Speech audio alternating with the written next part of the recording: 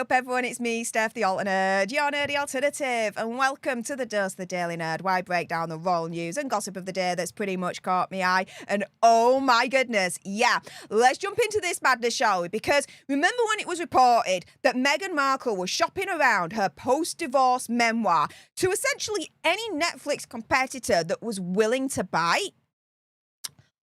Well, it does look like Netflix was not happy with her doing that and downgraded a deal, but was that a way of punishing her? Could that really be true?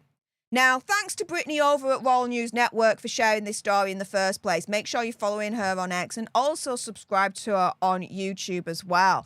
Saying the New York Times is reporting that there have been tensions between Netflix and Archewell over the years, particularly over the release of the biography Spare so soon after their Netflix series. Both sides deny, which is PR talk for it's true. Now, we're going to get to the Megsy of it all a little bit later on in this particular segment, so do bear with me on this whilst I lay down a little bit of a groundwork that you guys need to know. And so here is the NY Times article in its glory. Netflix loosens its ties to Harry and Meghan, okay? And so under a deal signed in 2020, they paid them exclusive rights to content from Archewell Productions. Now, in terms of the whole new deal that they've got, this downgraded deal, it's essentially a less of investment for Netflix as a result. And it's a sign that Hazza and Megsy's 2020 deal may not have met expectations for Netflix in the first place. Because as the article says right here, Archewell had intended to make, quote, inspirational family programming in documentaries, docuseries, feature films, scripted shows, and children's television under its earlier deal, but it hasn't made any children's television, feature films, or scripted shows. There have also been tensions between Netflix and Archewell through the years, according to 3 people with knowledge of the relationship.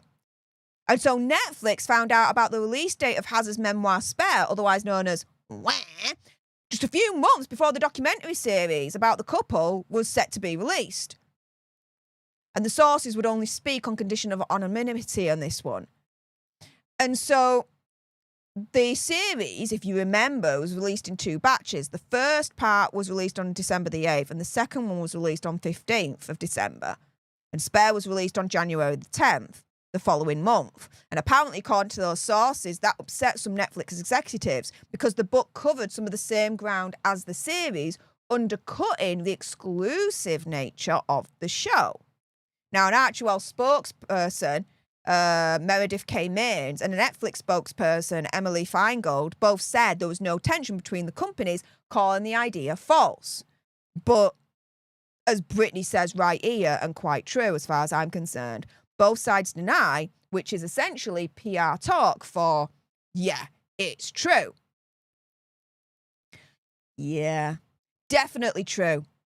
It's not so false now that we know that Netflix had downgraded them. It definitely feels like with them taking that action, Hazza and Megsy have certainly not lived up to their $100 million reportedly expectations Netflix had on them.